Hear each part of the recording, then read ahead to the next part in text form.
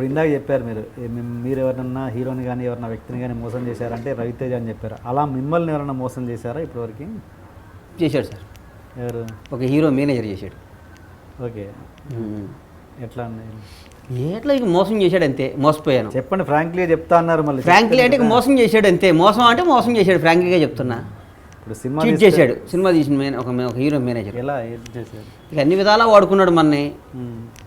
ఆ రోజు మన అవసరం, మోసపోతున్నాం అని తెలిసి కూడా మోసపోయాను. అది గొప్ప ఆర్ట్. అది నాకు తెలిసి నేను మోసపోతున్నాను తెలిసి కూడా మోసపోయాను ఆ హీరో చేత. తెలిసి మోసం చేస్తున్నా అన్నట్టు నేను ఇప్పుడు రవితేజని తెలిసి మోసం చేసా చూడండి. అలాగే రవితేజ అనేవాడిని పాపం, రవితేజ అనేవాడిని చెప్పండి.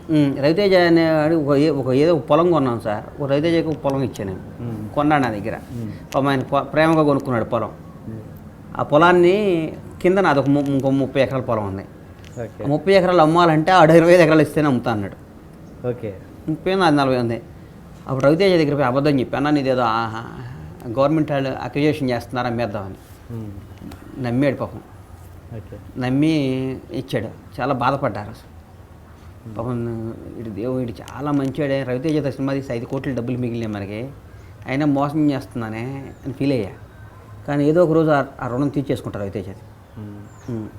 ఇదేనా మీరు చేసిన మోసం? అది మోసమే కదా సార్. అది మోసం కాదు. అది ఏంటి ఆయన రియాక్షన్ ఏంటి దానికి చెప్పంగానే? ఆయనకి ఈ తర్వాత తెలుసు అన్న నేను మోసం చేశాను నిన్ను అని చెప్పా. సారీ చెప్పా. గొప్పవాడు కాబట్టి నాకు తెలుసురా అన్నాడు అంతే. నన్ను ఎరా అంటాడు, నాకు తెలుసురా అన్నాడు. ఓకే, మొత్తానికి ఏంటి మోసం అని చెప్పన్నారు, చెప్పేశారు.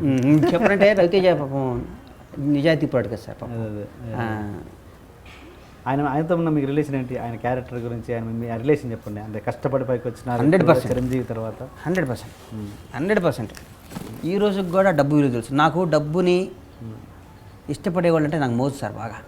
డబ్బుని రెస్పెక్ట్ ఇచ్చేవాళ్ళు అంటే ఒక ఫ్యామిలీ, ఒక భార్య, ఒక పిల్లలు, ఒక అమ్మ, ఒక నాయన, వీళ్ళందరూ ఇట్లా ప్రేమగా చూసేవాళ్ళు అంటే నాకు ఇష్టం బాగా. అట్లా ఇండస్ట్రీలో చాలా తక్కువ మంది ఉండేది. ఒక ఫ్యామిలీ అంటే ఒక రవితేజ కది విపరీతంగా ఉంటాయి. వాళ్ళ అమ్మ నాన్నని, వాళ్ళ ఫ్యామిలీని బాగా చూస్తాడు. మేము ఆర్భాటాలు పోం సార్. మేము ఇన్ని చేసినా మేము ఆర్భాటాలు పోయి మా ఫ్యామిలీని బయటకు తీసి అట్లా చెయ్యం మేము. మా స్టైల్ అది, బేసిక్గా మా స్టైల్ అది. మేము ఎక్కడికి మా ఫ్యామిలీతో మేము బయటికి రాం. ఓకే, మా పక్కా పల్లెటూరు కల్చర్ మాది. ఇంకా అంటే అలా వెళ్ళే వాళ్ళు తప్పనా మీ ఉద్దేశం? తప్పని నేను అన్ను, మాకు అలవాటు రాలా ఇంకా. ఓకే, నేను తప్పని నేను ఎందుకంటా సార్, మేము అంత పెరగలేదు అనుకుంటా నేను. ఓకే, మాది ఇంకా అంత స్థాయి కాదేమో అని ఫీల్ అవుతాను నేను. నేను ఒకటి తప్పు ఒప్పులు చెప్తాను నేనే ఉంటాను సార్. బండ్ల గురించి మా ఊళ్ళో అడిగితే అది రవితేజ వే ఆఫ్ లివింగ్. అదే భద్రత. రవితేజ ఏ స్కూటర్ మీద మోటార్ సైకిల్ మీద తిరిగే రవితేజ దగ్గర నుంచి ఇలా బెంజి కార్లో తిరిగే రవితేజ దాకా, ఇలా 100 కోట్లకు అధిపతి అయిన రవితేజ దాకా నాకు తెలుసు. ఇద్దరం కలిసి ఒక మెస్లో భోజనం చేసిన రవితేజ దగ్గర నుంచి తెలుసు. ఒక మంచి ఇన్సిడెంట్ను షేర్ చేసుకోండి మీ ఇద్దరు. ముందు నుంచి మేము చిన్న చిన్న వేషాలు వేసేటప్పుడు మనసిచ్చి చూడు, మనసులో మాట, సింధూరం సినిమాలో కూడా నేను 4 రోజుల తర్వాత వచ్చాను అనుకో షూటింగ్కి వెళ్ళి. ఎన్ని తెలుసు నాకు. ఎందుకు వచ్చారు? అప్పుడు ఇది ఈవి సత్యనారాయణ గారి సినిమా వేషం వచ్చింది. ఓకే, నేను ప్రేమిస్తున్నాను సినిమా. ఈవిగా దాంట్లో పెద్ద వేషం లైఫ్ వస్తుందని వచ్చేది. ఏది? జడి చక్రవర్తి సినిమా. జడి చక్రవర్తి. నేను ప్రేమిస్తున్నాను. ఓకే ఓకే ఓకే, ఏం చెప్పండి, ఇన్సిడెంట్ చెప్పండి. రవితేజ గారు మీ మధ్య ఒక మంచి ఇన్సిడెంట్ చెప్పండి. గుర్తు ఎలా ఉన్నాయి సార్ నాకు. ఒక్కటి చెప్పండి. రవన్నా 10 రూపాయలు జాగ్రత్తగా పెట్టుకునేవాడు. ఇన్సిడెంట్ 10 చాలా ఇక బ్రదర్స్లా కలిసి తిరిగేవాళ్ళం కదా, కొంచెం బాగుండేవాళ్ళం. నాకు పాపం ఎల్లంగానే పవన్ కళ్యాణ్ గారు ఈ ప్రొడ్యూసర్ చేసినాక అప్పుడు ప్రజారాజ్యం ఎలక్షన్స్ వస్తే రవితేజ గ్యాప్ ఉంది పోయి నేను ఎలకంగాలి ఇమ్మీడియట్గా 2-3 సినిమాలు పక్కన పెట్టిన సినిమా ఇచ్చాడు.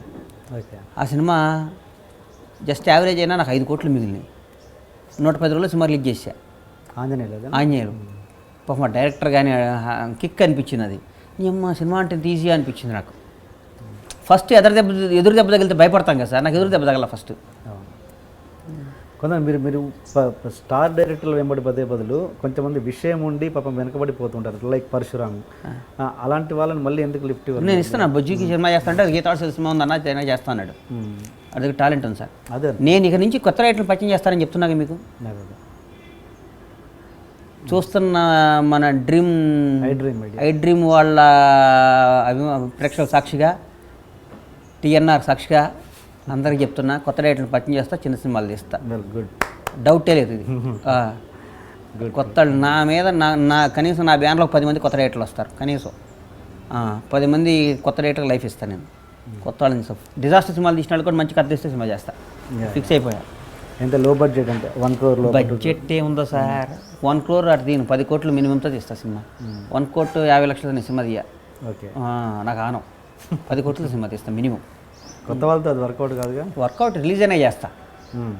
ఓకే సార్ నేను సినిమా చేస్తే ఆడియో ఫంక్షన్ నుంచి సినిమాని పైకి ఎట్లా లేపాలి నాకు బాగా తెలుసు సార్. ఓకే. నాకున్న టాలెంట్ అది. వన్స్ ఆడియో ఫంక్షన్ స్టార్ట్ అయినాక సినిమాని ఎట్లా పైకి తీసుకెళ్ళాలో నాకు బాగా తెలుసు. నా సినిమాని ఓపెనింగ్ సెట్ తెచ్చుకోవాలి నాకు బాగా తెలుసు. Okay.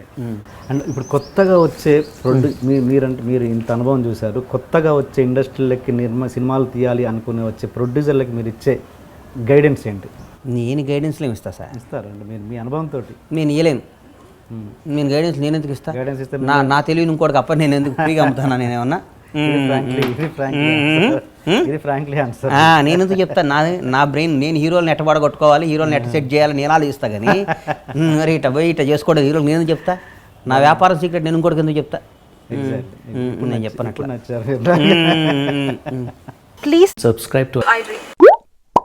Please subscribe for more videos.